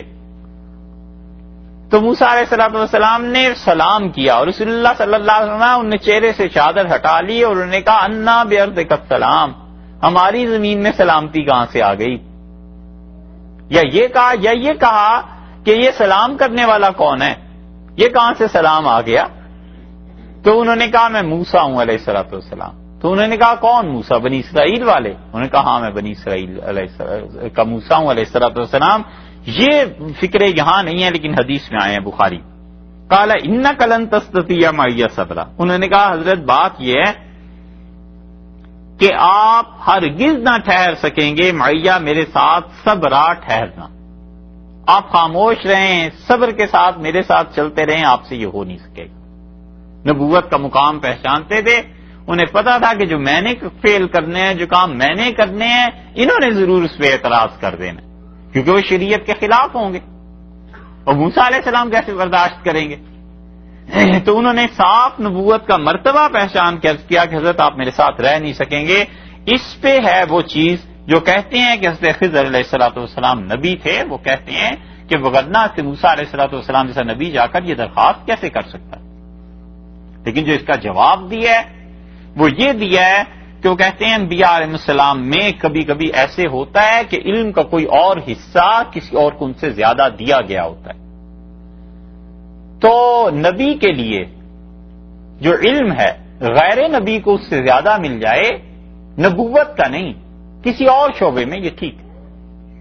اور اس کی مثال دیتے ہیں کہ جیسے حضرت عمر رضی اللہ عنہ کے متعلق آیا ہے کہ رسول اللہ صلی اللہ علیہ وسلم نے بعض ان کی فضیلتوں کا اظہار فرمایا. آپ نے فرمایا اللہ کی بات کرنے میں یہ بہت زیادہ شدید ہے. مطلب قوت نافذہ جو ہے، عمل کرنے کی قوت، عمل کرانے کی قوت، یہ ان میں زیادہ شدید ہے. کہتے ہیں ٹھیک ہے، رسول اللہ صلی اللہ علیہ وسلم سے ممکن ہے وہ اس قوت میں بڑے ہوئے ہوں، مگر مجموعی اعتبار سے تو رسول اللہ صلی اللہ علیہ وسلم ہی کا غلبہ. تو یہ ہو سکتا ہے. اس کی ایک مثال بھی آپ دیکھیے. کبھی کبھی ایسے ہوتا ہے کہ بات عام لوگوں میں کہنے کی ہے نہیں، اس لیے کہ لوگ سمجھتے نہیں نا. غیر نبی دیکھنے میں اپنے اعمال میں نبی سے بڑھ جاتا ہے. رسول اللہ صلی اللہ علیہ وسلم 2 ہجری میں روزے فرض ہوئے اور 11 ہجری میں انتقال ہو گیا. 11 ہجری والا رمضان تو ویسے ہی آپ چھوڑ دیں تو 10 سال رہ گئے، 8 سال رہ گئے. 8 سال میں کتنے روزے رکھے ہوں گے؟ 8 سال کے. اور ہمارے ہاں ہزاروں آدمی ایسے مل جائیں گے جو پچھلے 20 سال سے روزے رکھ رہے ہیں، 30 سال سے روزے رکھ رہے ہیں. تو اب ظاہر عمل میں جس نے 30 سال روزے رکھے ہیں یہ رسول اللہ صلی اللہ علیہ وسلم کے روزوں سے زیادہ روزے رکھ لیے. معراج میں آپ پہ 5 نمازیں فرض ہوئی. معراج کب ہوئی ہے رسول اللہ صلی اللہ علیہ وسلم؟ زیادہ سے زیادہ پیچھے چلے جائیں تو ہجرت کے 5 سال بعد، اور 10 سال مدینہ منورہ کے 15 برس رسول اللہ صلی اللہ علیہ وسلم نے نمازیں 5 پڑھ لی ہوں گی. یہاں ایسے بھی مل جائیں گے جن کی 20 سال سے نمازیں قضا نہیں ہوئی. تو اس لیے کہتے ہیں کہ ظاہری اعمال میں کبھی کبھی غیر نبی امتی زیادہ بڑا ہوا نظر آتا ہے، مگر حقیقت میں وہ تو پوری زندگی، پوری امت کی عبادت رسول اور نبی علیہ السلام کی ایک رکعت کے برابر نہیں آ سکتی. اس لیے کہ اللہ کی جو معرفت انہیں حاصل ہے، جو اللہ کی پہچان، اللہ کا قرب انہیں حاصل ہے، لوگوں کو کہاں حاصل. جتنا جتنا خدا کی معرفت بڑھتی جاتی ہے، اخلاص بڑھتا ہے، اللہ کے لیے ہی پڑھتا ہے، اللہ ہی کے لیے کام کرتا ہے. تو یہ جو غیر نبی کی چیزیں بڑی ہوئی نظر آتی ہیں وہ صرف ظاہر کے اعتبار سے، وگرنہ حقیقت میں نبوت بہت بڑا مقام. تو انہوں نے کہا حضرت آپ تو ٹھہریں گے نہیں ہمارے ساتھ. اور پھر آگے بات بھی دیکھیے کتنے ادب کی. یہ جو ادب ہے نا اس موسیٰ علیہ الصلوۃ والسلام کا، ان کا کرنا، یہ بھی دلیل ہے اس کی کہ موسیٰ علیہ السلام ان سے بڑے تھے. وکیف تصبر، اور انہوں نے کہا حضرت آپ کیسے ہمارے ساتھ ٹھہریں گے؟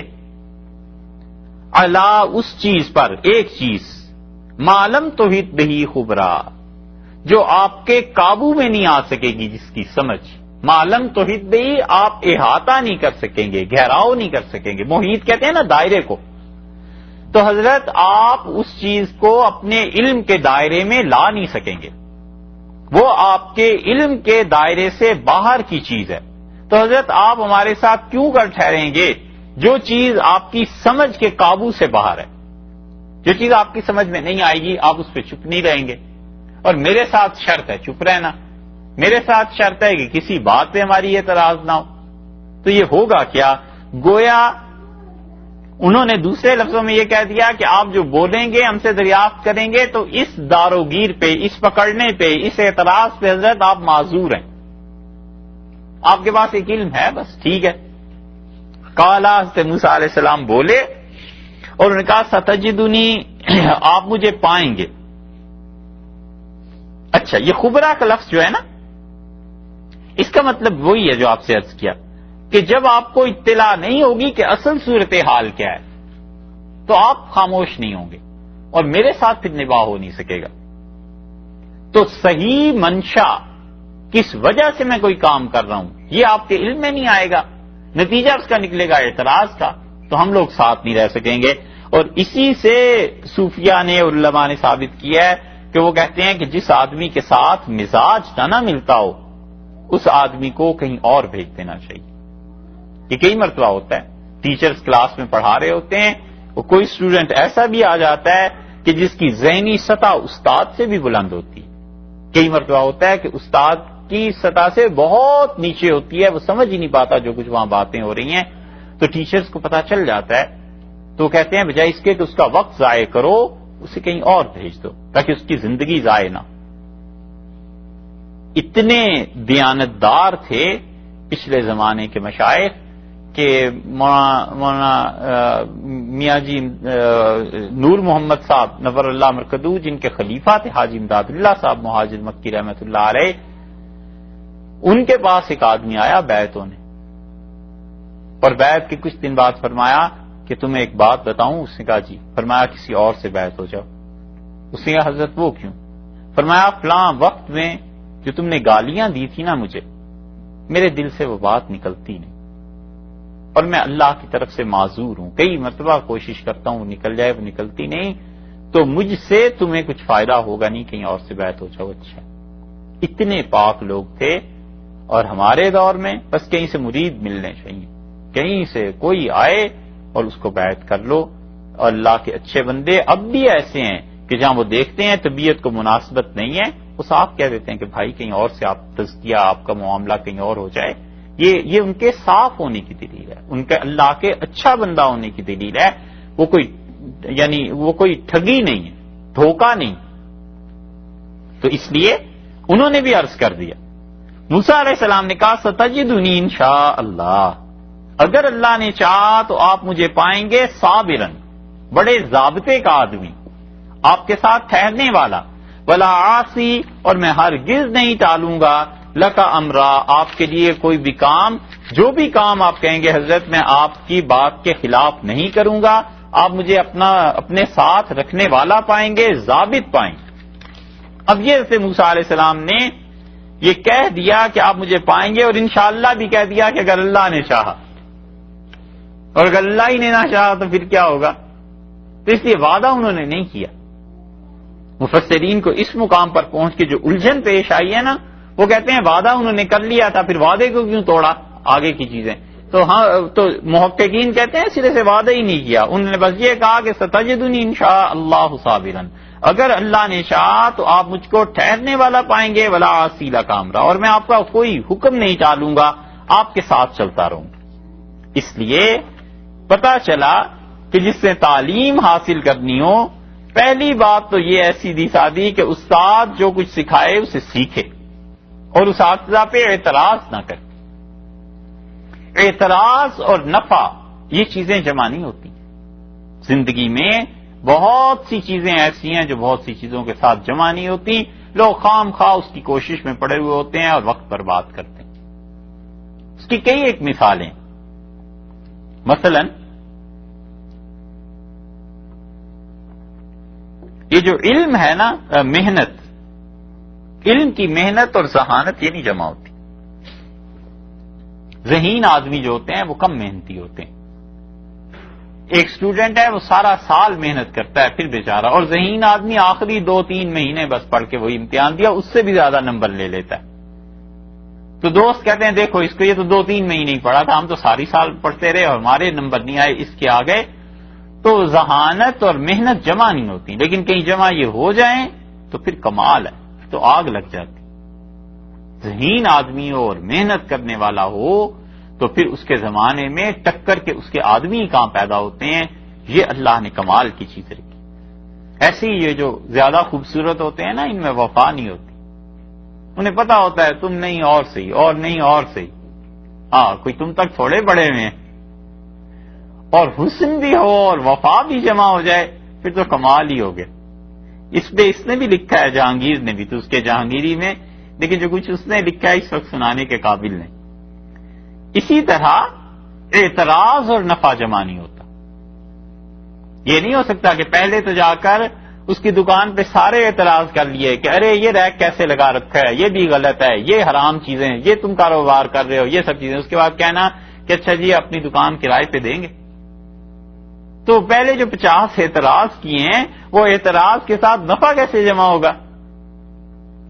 جاتے ہی گھر میں بولنے لگ جانا کہ کہیں مرچیں زیادہ تو نہیں پڑ گئیں اور کھانا تو پکانا نہیں آتا اور مصیبت میں ہو گئی ہے جان، یہ سب کچھ کہنا اور پھر کہنا کہ اچھا کھانا ذرا اچھا سا دے دیں، تو بھئی اعتراض کرنے کی کیا ضرورت ہے؟ تو چپ رہو اگر نفع اٹھانا ہے۔ تو یہ چیزیں جمع نہیں ہوتی۔ حضرت موسیٰ علیہ السلام اللہ کے جلیل القدر نبی، وہ کیسے نہ سمجھتے؟ انہوں نے کہا حضرت بالکل آپ کے ساتھ رہوں گا اور چلتے رہیں گے۔ ایسے ہی خیال آتا ہے، یہ جب بیعت کے لیے گئے نا مولانا غلام علی صاحب رحمۃ اللہ علیہ، وہی اندھا چوہا چکی کے آس پاس وہ گئے جب بیعت ہونے کے لیے، تو مرزا مظہر جان جہاں رحمۃ اللہ علیہ بیعت نہیں کرتے تھے اتنی جلدی، اور مولانا غلام علی صاحب رحمۃ اللہ علیہ کہتے تھے میرے والد سلسلہ قادریہ میں بیعت تھے، ان کے شیخ تھے، اور والد نے مجھے لکھا کہ تم پڑھ لو تو مجھے تمہیں بیعت کرانا ہے بیٹے اپنے شیخ سے۔ اور فرماتے ہیں میرا دل اٹک گیا تھا دلی میں حضرت کے پاس، میں نے جب انہیں دیکھا تو میں نے سوچا کہ پڑھ لکھ کے بیعت کہیں سے ہونا ہے تو حضرت سے ہی ہونا ہے۔ اور والد نے لکھا کہ کب تعلیم مکمل ہو رہی ہے، میں نے پھر خط لکھا، پھر آیا جواب، پھر آیا، پھر ان کے شیخ دلی میں آئے، مجھے حکم آیا کہ ان کی صحبت میں جاؤ، میں بیٹھا تو انہوں نے مجھے لکھا کہ کیسے ہیں، تو میں نے انہیں لکھا آپ کے شیخ بہت اچھے ہیں یہ وہ، لیکن میرے دل میں تھا کہ جتنے بھی اچھے ہیں مگر ہمارے حضرت سے زیادہ اچھے تو نہیں۔ تو کہتے ہیں آخر وہ دن آیا جب والد نے امبالہ سے لکھا، ہاں وہ جگہ جس کا نام یاد کر رہے تھے پٹیالہ تھی، پٹیالہ بھی اس زمانے میں خانقاہوں کا مرکز، تو امبالہ سے والد نے خط لکھا کہ میں آ رہا ہوں اور میرے شیخ بھی ہیں اور کل تمہیں بیعت کرانا ہے۔ اور جس وقت والد صاحب پہنچے دلی، شام ہو گئی اور مجھ سے فرمایا کل صبح نماز کے بعد بیعت ہوں گے، اور میرا برا حال تھا، فرمایا میں بڑا رویا، اور میں نے کہا اللہ تو جانتا ہے میرا دل حضرت کے ساتھ اٹکا ہوا ہے اور والد کی بھی نافرمانی نہیں کرنی، اور بیعت یہ صبح کو ہو گئی تو پھر ہوگا کیا؟ فرماتے تھے صبح فجر سے پہلے کسی نے آ کے دستک دی، وہ ہمارے والد کے جو شیخ تھے ان کے خلیفہ تھے، انہوں نے کہا جلدی آؤ۔ والد اٹھے ہڑبڑا کے، ان کا کیا ہوا؟ ان کا شیخ کا انتقال ہو گیا۔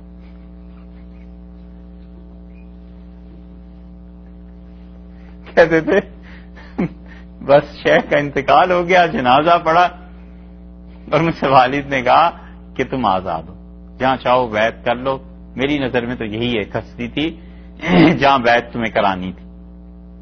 کہتے تھے میں مولانا حضرت کے پاس گیا، مرزا مظہر جان جہاں رحمۃ اللہ علیہ کے پاس، اور یہ سلسلہ قادریہ سے تھے میرے والد اور ان کے شیخ، تو شیخ نے مجھ سے 2 باتیں کی۔ فرماتے ہیں میں نے پہلے دن ان کی یہ کرامت دیکھی تھی، مجھ سے ایک بات تو انہوں نے یہ کہی کہ میرے ساتھ رہنا آسان نہیں۔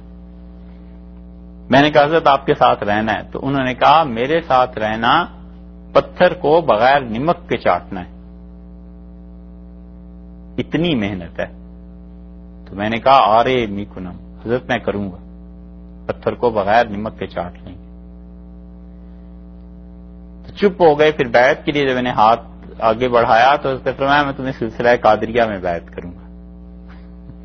کہتے تھے میں سمجھ گیا کہ یہ ان کو کشف ہوا ہے، چونکہ میرے والد اور ان کے شیخ قادریہ سلسلے میں تھے، اس لیے مجھے اسی میں بیعت فرمایا۔ موسیٰ علیہ السلام نے کہا ولا اسیلکم، حضرت آپ کے ساتھ رہوں گا، خدمت میں علم سیکھنا ہے۔ قالا، اب یہ اور شرط آ گئی، انہوں نے کہا فَإِنِ اتَّبَعْتَنِی، اے موسیٰ علیہ السلام اگر میرے ساتھ رہنا ہے، میرے پیچھے چلنا ہے، فَلَا تَسْأَلْنِی، ہرگز نہ پوچھنا، عَنْ شَیْءٍ، کسی چیز کے بارے میں پوچھنا مت، سوال نہیں کرنا، حتیٰ یہاں تک کہ احدث، میں شروع جب تک نہ کروں، لکا تیرے لیے، منہ اس بات سے، ذکرہ کوئی بھی چیز۔ پہلی شرط یہ ہے، اور ایک ہی شرط لگائی انہوں نے کہا ایک ہی شرط ہے کہ کہیں اتباعتا نہیں، اگر تم چاہتے ہو میرے ساتھ رہو، فلا تسألنی عن شیء، کسی چیز کے بارے میں مجھ سے نہیں پوچھنا، میں جو بھی کرتا رہوں تمہیں پوچھنے کا کوئی حق نہیں ہے، حتیٰ احدث لک منہ ذکرہ، یہاں تک کہ اس چیز کے بارے میں میں خود ہی تمہیں کچھ بتاؤں تو بتاؤں، تم نے نہیں پوچھنا، چپ رہو اور چلتے۔ اور یہ ہوتا ہے کہ کئی مرتبہ تعلیم میں بعض مشائخ منع کر دیتے ہیں، لوگ روک دیتے ہیں، کلاس میں روک دیتے ہیں، ٹیچرز روک دیتے ہیں کہ کوئی سوال نہیں، بس فی الحال پڑھو، اس لیے کہ وہ ذہنی سطح مطلوب ہوتی ہے کہ جب ایک ذہن اس حد تک پہنچ جائے گا پھر اسے ہماری باتیں سمجھ میں آنا شروع ہو جائیں گی۔ فانطلقا، سو دونوں چلے، حضرت موسیٰ علیہ السلام بھی چلے اور حضرت خضر علیہ السلام بھی، حتیٰ یہاں تک کہ اذا رکبا، جب دونوں سوار ہوئے، فی السفینۃ، ایک ناؤ میں، خرقھا، تو خضر علیہ السلام نے اس کشتی کو توڑ دیا۔ جا رہے تھے، حدیث میں آیا ہے کہ لوگ ان کو پہچانتے تھے، تو لوگوں نے بغیر اجرت لیے حضرت خضر علیہ السلام کو کہا کہ آئیے آپ ہمارے ساتھ بیٹھ جائیے۔ پیدل چلتے رہے، یہ جو بھی جگہ تھی مجمع البحرین جہاں دو سمندر مل رہے تھے، پیدل چلتے چلتے کشتی نظر آئی، دوسرے کنارے پر جانا تھا اور اس ناؤ میں بیٹھے ہیں، اور بیٹھ کے انہوں نے کیا کیا کہ اس کشتی کو توڑ دیا۔ کب توڑا ہے کچھ پتا نہیں، یا تو انہوں نے توڑ دیا، ظاہر ہے کہ جب وہ پہنچے ہوں گے ساحل پہ تو وہاں توڑ دیا ہوگا، یا وہ کشتی باندھ کے چلے گئے ہوں گے، جو بھی ناؤ کو چلانے والے تھے، پھر توڑ دیا ہوگا۔ اور بعض کہتے ہیں کہ انہوں نے بالکل قریب تھا کنارہ اور وہیں پہ اس کو توڑنا شروع کر دیا، انہوں نے اس کشتی کو توڑ دیا۔ قالا، موسیٰ علیہ السلام بولے اور کہنے لگے اخرقتھا، اس کشتی کو توڑ دیا، اس ناؤ کو اکھیڑ دیا، لتغرق اہلھا، جس کا نتیجہ یہ نکلے گا کہ رہنے والے سارے ڈوب جائیں، اس کو پھاڑ ڈالا تھا کہ تو لوگوں کو ڈبو دے۔ لقد جئتا، بلا شبہ آپ نے ایسا کام کیا ہے، شیئن، ایسا کام، امراج، بڑا انوکھا ہے، بڑے تعجب کی بات ہے، بڑے عیب کی بات ہے۔ انہوں نے تو پیسے لیے بغیر ناؤ میں بٹھا لیا اور آپ نے ناؤ کو توڑ دیا تاکہ اسے ڈبو دیں، لوگ ڈوب جائیں۔ یہ ہے غیر کی ملک میں تصرف۔ کشتی حضرت خضر علیہ السلام کی اپنی تو نہیں تھی، وہ کسی غیر کی تھی نا، تو دوسرے کے مال کو بغیر اجازت کے استعمال کرنا یہ اتنی بڑی چیز ہے کہ کسی شریعت میں بھی جائز نہیں رہی۔ ڈاکو کیا کرتا ہے، چور کیا کرتا ہے، دوسرے کے مال کو بغیر اس کی اجازت کے لے لیتا ہے نا۔ ہر شریعت میں یہ حرام رہا ہے کہ کسی کا بھی مال بغیر اجازت کے استعمال نہ کیا جائے۔ اس لیے یہاں پر اعتراض پیدا ہوتا ہے کہ اگر یہ نبی نہیں تھے تو پھر اتنی بڑی بات انہوں نے کیسے کر لی۔ اور جو انکار کرتے ہیں گمراہ لوگ، وہ اسی پہ اڑ جاتے ہیں، وہ کہتے ہیں کشتی انہوں نے توڑی کیسے؟ کیا وہ جو پاس تھے ملاح وغیرہ جو تھے، ناؤ کے مالک، انہوں نے کسی نے نہیں روکا؟ تو اس اعتراض کے تو کئی جواب ہو سکتے ہیں، یہ تو ایسی معمولی بات۔ اصل بات یہ ہے کہ حضرت خضر علیہ السلام نے غیر کے مال میں یہ تصرف کر کیسے لیا، انہوں نے کسی اور کے مال میں یہ چیز کی کیسے؟ یہ ہے اعتراض کی بات۔ اس لیے جو تو ہیں قائل نبوت کے، مفتی شفیع صاحب رحمۃ اللہ علیہ وغیرہ، وہ کہتے ہیں انہیں بھی وحی آئی تھی اور اللہ تعالی کی طرف سے تھی، اجازت ہو گئی تھی۔ اور جو ولایت کے قائل نہیں ہیں وہ کہتے ہیں ان سب چیزوں کا جواب جو آخر میں قرآن نے دیا ہے بس ہمارے لیے وہی اصل ہے۔ بہرحال یہ سوال آگے بھی آئے گا، اس کا جواب بھی آگے آتا ہے۔ امرا کا لفظ جو استعمال کیا ہے اس کا مطلب ہے انوکھی چیز، ایسی چیز جو معیوب ہے، ایسی چیز جو اچھی نہیں ہے۔ قالا، خضر بولے اور انہوں نے کہا الم اقل، کیا میں نے نہیں کہا تھا، انکا کہ آپ لن تستطیع معی صبرا، حضرت آپ میرے ساتھ نہیں چل سکیں گے، تو میرے ساتھ نہیں ٹھہرنا ہو سکے گا تجھ سے، میں نے آپ سے کہہ دیا تھا۔ پہلی بات ہوئی ہے اور پہلی بات پہ اعتراض ہو رہا ہے، آپ نہیں چل سکتے۔ فانطلقا، وہ دونوں چلے نہ، ایک آیت رہ گئی، ہاں، قال لا تؤاخذنی، موسیٰ علیہ السلام نے فرمایا مجھے نہ پکڑ، بما نسیتو، جو میں بھول گیا، یعنی عذر پیش کر دیا کہ مجھے خیال نہیں رہا، مجھے یاد نہیں رہا، وعدہ تو تھا نہیں، انہوں نے تو کہہ دیا تھا کہ اگر اللہ نے چاہا تو پھر رہوں گا ساتھ، تو اب اللہ تعالیٰ نے چاہا یا نہیں چاہا یہ پہلی چیز پیش آ گئی۔ انہوں نے کہا آپ سختی نہ کیجئے، مجھ کو مت پکڑیے میری بھول پر، ولا ترہقنی، اور نہ ڈالیے من امری عسرا، میرے کام میں کوئی سختی، کوئی مشکل، میں جو آپ کے پاس آیا ہوں علم حاصل کرنے کے لیے تو مجھ پہ سختی نہ کیجئے، میرے کام کو مشکل نہ کیجئے۔ یہ دلیل ہے اس بات کی کہ جو لوگ علم حاصل کرنے آتے ہیں ان لوگوں کے ساتھ نرمی سے پیش آنا چاہیے اور ان کا ادب، ان کے حقوق، اس کا خیال رکھنا چاہیے۔ اسی لیے رسول اللہ صلی اللہ علیہ وسلم فرمایا تھا، حضرت ابو ہریرہ رضی اللہ عنہ کی روایت میں آتا ہے کہ ان کے پاس کوئی آدمی حدیث سننے آیا تو وہ بڑی خوشی سے استقبال انہوں نے کیا اور نے کہا بیٹھو مجھ سے سنو. اور رسول اللہ صلی اللہ علیہ وسلم نے ہم لوگوں سے کہا تھا کہ میرے انتقال کے بعد دنیا سے لوگ اطراف و اکناف سے تمہارے پاس آئیں گے تاکہ تم سے وہ باتیں سنیں جو میں آج تمہیں بتا رہا ہوں. تو جو بھی علم حاصل کرنے کے لیے آئے اس کے ساتھ نرمی کرنا، اس کے ساتھ خیر کرنا. اس لیے جو صحیح معنی میں اللہ کے بندے ہیں نا، ان کے ہاں سے جو سختی بھی ہوتی ہے وہ در حقیقت اگر واقعی اللہ کا اچھا بندہ ہو تو دل میں نرمی ہی ہوتی. حضرت عمر رضی اللہ عنہ کتنے مشہور ہیں اپنی سختی کے لیے، لیکن ایک دن عبداللہ ابن عباس رضی اللہ عنہ سے کہا کہ جتنی میری سختیاں تم دیکھتے ہو یہ صرف اس لیے ہیں کہ یہ امت ٹھیک رہے، اور اللہ کی قسم انہیں پتا چل جائے کہ میرے دل میں ان کے لیے کتنی نرمی ہے تو یہ جو میری کندھے پہ چادر ہے یہ بھی اتار کر دے جاتا، میں اتنا نرم ہوں ان کے لیے. یہ چیز ہے.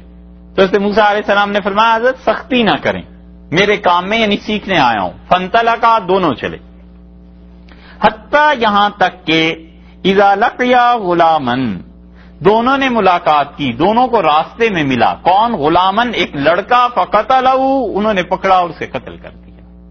خضر علیہ السلام نے، اب یہ بچے کا قتل ہو گیا. غلامن سے کیا مراد ہے؟ غلامن سے بعض مفسرین تو کہتے ہیں مرد بالغ، اس کو قتل کر دیا، اور اکثر اس طرف گئے ہیں کہ بچے کو قتل کر دیا. بچے کے لیے بھی یہ لفظ استعمال ہوتا ہے. تو انہوں نے قتل کر دیا. اب یہ اتنی بڑی چیز، یہ ہے وہ چیز جو کہتے ہیں کہ نبی تھے. وہ کہتے ہیں کسی بھی نبوت میں قتل بغیر وجہ کے جائز نہیں رہا. تو اگر یہ نبی نہیں تھے تو ولی تھے. ولی کو زیادہ سے زیادہ کشف ہوا ہوگا، الہام ہوا ہوگا. تو کون سا کشف اور الہام ایسا ہے جس کی بنیاد پہ آپ دوسرے کے مال میں بھی تصرف کر لیں، اسے بھی توڑ پھوڑ دیں اور دوسرے کی جان بھی لے لیں؟ تو یہاں پر فرمایا کہ وہ دونوں جب چلے تو ایک لڑکا بچہ اسے قتل کر دیا. مصنف ابن ابی شیبہ میں آتا ہے نجدہ تھا، ایک نام تھا نجدہ حروری، خارجی تھا. اور ان خارجیوں میں یہ خاص علت تھی، ہر چیز عقل پہ پرکھنا، اللہ کے بندوں کو تنگ کرنا. ایکسٹریمسٹ تھے یہ. ہر کسی کو پکڑا کفر کا فتویٰ. تم نے نماز نہیں پڑھی لہذا تم کافر ہو گئے، تم نے یہ کام نہیں کیا لہذا تم کافر ہو گئے. حد ہو گئی، حتیٰ کہ سیدنا علی رضی اللہ عنہ علیہ باللہ ان کی نظر میں کافر ہو گئے. اور انہوں نے کہا پوری امت کی اصلاح اگر کرنا چاہتے ہو 3 آدمیوں کو قتل کر دو، معاویہ کو، علی کو اور عمر بن العاص رضی اللہ عنہ، ان تینوں کو قتل کرو. منصوبہ بنا کہ 21 رمضان کو جو فجر کی نماز پڑھی جائے گی اس میں تینوں پر حملہ کیا جائے گا. 3 آدمی اٹھے، پورے گروہ نے نمائندے مقرر کر دیے. ایک نے جا کے مصر میں عمر بن العاص رضی اللہ عنہ نے جہاں نماز پڑھانی تھی وہاں پہلی صف میں بیٹھ گیا کہ 21 رمضان ہے، آج فجر کے بعد قتل کرنا ہے، پھر بھاگ جائیں گے. اور ایک شام میں سے معاویہ رضی اللہ عنہ کے یہاں دمشق میں غالباً، اور تیسرا کوفہ میں حضرت علی رضی اللہ عنہ کے پیچھے. حضرت عمر بن العاص رضی اللہ عنہ تو آئی ہی دیر سے، کسی نے نماز پڑھانی شروع کر دی. عمر بن العاص رضی اللہ عنہ کی زندگی تھی بچ گئی. حضرت معاویہ رضی اللہ عنہ اس دن کسی وجہ سے آئی نہیں تھی اس مسجد میں، اور حضرت علی رضی اللہ عنہ آئے تھے اور انہی پہ وہی قاتلانہ حملہ ہوا. یہ خارجیوں کا ایسے ہی تھا کہ یہ سمجھتے تھے بس جو تمہاری بات نہ مانے وہ کافر، اس کے ہاتھوں سے اڑا دو. یہ اتنا رجحان چل پڑا تھا کہ بڑے بڑے اللہ کے اچھے بندے اس میں ضائع ہو گئے. صحابہ رضی اللہ عنہ ضائع انہوں نے کر دیے، اور وہ قتل سے کم بات ہی نہیں تھی. یہ ہے حد سے بڑی ہوئی چیز. کبھی بھی شریعت کے معاملے میں ایکسٹریم پہ نہیں جانا چاہیے. ہمیشہ سوچنا چاہیے کہ جو چیز میں کہہ رہا ہوں ممکن ہے دوسرے کے پاس دلائل ہوں، اور فرض کر لو دلیل نہیں بھی ہے تو مخالفت کرتا ہے کسی وجہ سے تو وجہ دریافت کرنی چاہیے. کوئی بھی آدمی نبی تھوڑا ہی ہے جس کی مخالفت کفر ہو جائے. ہر ایک آدمی کو آزادی ہے، کسی کے پاس دلیل ہے، ممکن ہے اسے سمجھنے میں غلطی لگ گئی ہو تو اس کی سمجھ کی اصلاح کر دینی چاہیے کہ بھائی دلیل ایسے نہیں ایسے بنتی ہے. اس لیے لوگوں کو خیر کی طرف لانا حکمت کے ساتھ یہ زیادہ بہتر ہے بجائے اس کے کہ اپنی سختی کی وجہ سے لوگوں کو شریعت سے توڑ دے اور الگ کر دے.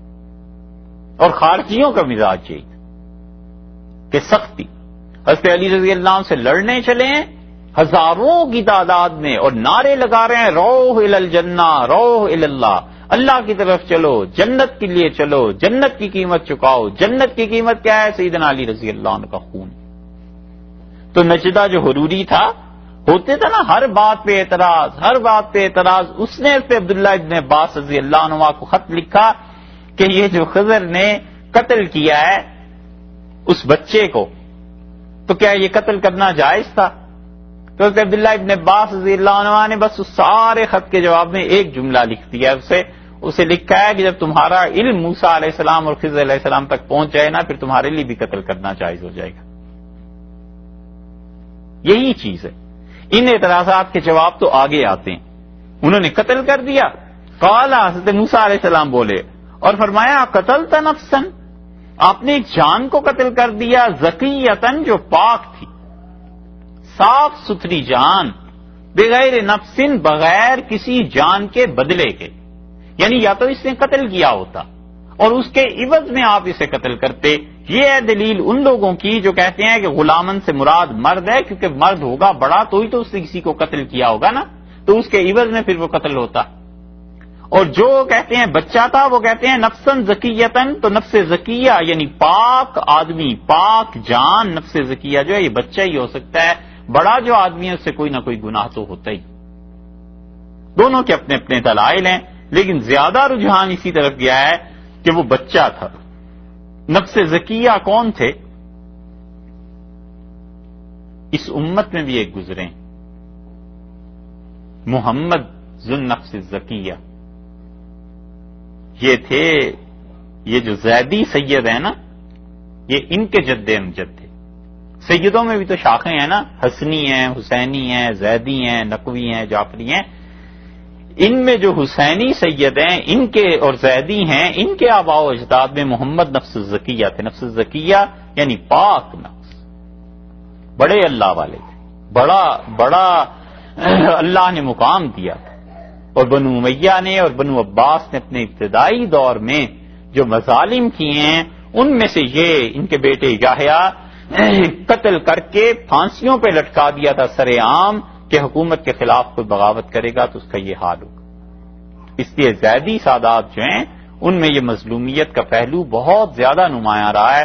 حضرت حسین رضی اللہ عنہ کی بعد کی اولاد میں بھی یہ قتل جاری ہے. اتنے پاک آدمی تھے کہ حضرت زید رحمۃ اللہ علیہ کو خط لکھا امام ابو حنیفہ رحمۃ اللہ علیہ نے، اور انہوں نے خط لکھا امام ابو حنیفہ رحمۃ اللہ علیہ کو کہ میں جو حکومت کے خلاف بغاوت کر رہا ہوں تو آپ مجھے لکھیں کہ یہ جائز ہے یا نہیں. تو امام ابو حنیفہ رحمۃ اللہ علیہ جیسا مجتہد، ان کا فتویٰ کوئی چھوٹی سی چیز تھی.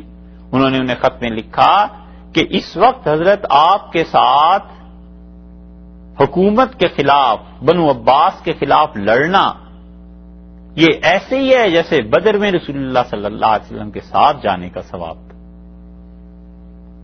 اور پھر لکھا کہ حضرت میں آ نہیں سکتا کسی وجہ سے، اور 10,000 درہم بھیجتا ہوں تاکہ آپ اسلحہ خریدیں اور حکومت کے خلاف بغاوت کریں. اور 10,000 امام ابو حنیفہ رحمۃ اللہ علیہ نے بھجوائے اس زمانے میں. اور امام محمد رحمۃ اللہ علیہ کہتے تھے کہ ہم نے ایک دن عرض کیا کہ حضرت آپ ہماری ان گردنوں میں لگتا ہے پھانسی کے پھندے ڈلوا کر رہیں گے. امام ابو حنیفہ رحمۃ اللہ نے فرمایا اگر کسی کو اتنی زندگی پیاری ہو تو کل سے ہماری مجلس میں نہ آیا کرے، آئندہ نہ پڑھے ہم سے. کہ محمد نفس زکیہ کی جو بغاوت تھی تاریخ میں آتا ہے کہ وہ ختم ہو گئی، لیکن عباسیوں کو پتا چل گیا کہ ہلا دیں گے یہ سادات. اسی لیے امام ابو حنیفہ رحمۃ اللہ علیہ کے متعلق جب پتا چلا نا تو حسن ابن صباح جو تھا اس نے امام ابو حنیفہ رحمۃ اللہ سے آ کے پوچھا کہ میرے لیے جائز ہے کہ میں سادات کو اور ان لوگوں کو قتل کر دوں؟ امام صاحب رحمۃ اللہ نے فرمایا ہرگز نہیں. اور وہ اس زمانے میں سپہ سالار تھا، جو بھی آج کی زبانوں سے کہیں چیف کہیں، کمانڈر کہیں، کچھ کہیں، وہ تھا اور اس نے استعفیٰ دے دیا. اور حکومت نے تحقیق کی کہ استعفیٰ دیا کیوں ہے.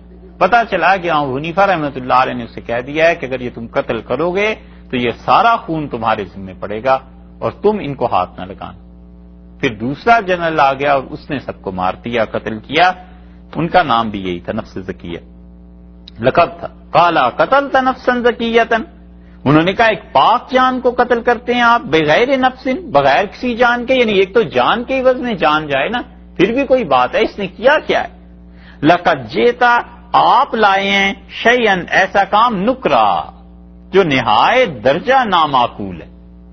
پہلے امرا کا لفظ استعمال کیا اوپر 71 نمبر آیت میں، 74 نمبر آیت میں لے آئے لفظ نکرا. نکرا کا مطلب اصل میں یہ ہے کہ ایسا کام جسے سن کے لوگ کانوں پہ ہاتھ رکھیں گے. توبہ توبہ.